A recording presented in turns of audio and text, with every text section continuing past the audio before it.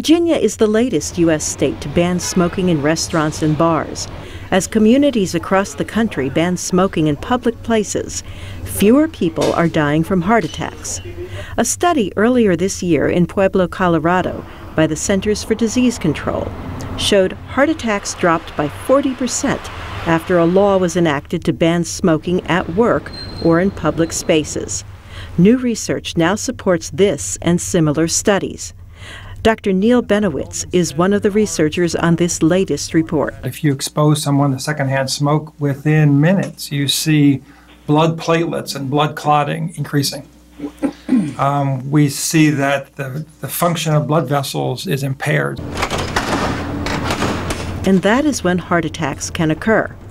Dr. Lynn Goldman is the report's principal author. We did conclude a cause and effect relationship exists between heart disease generally and secondhand smoke exposure. So even a small amount of exposure, such as secondhand smoke, can increase blood clotting, can constrict blood vessels, and can cause a heart attack. The researchers examined data from 11 studies in various countries. They found that smoking bans reduced heart attacks by anywhere from 6% to nearly 50%.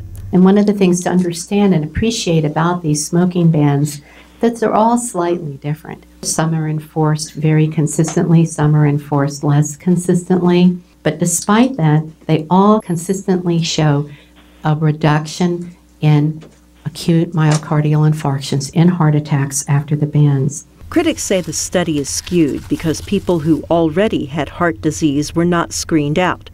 But the researchers say that would have been impossible. Most people who are diagnosed as having heart disease have their diagnosis when they have the first heart attack. The study was released by the Institute of Medicine, an advisory group for the U.S. government.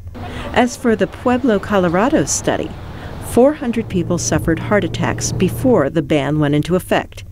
In the 18 months after the ban, fewer than 240 people had heart attacks. Neighboring areas without smoking laws had no change in their heart attack rates. Carol Pearson, VOA News.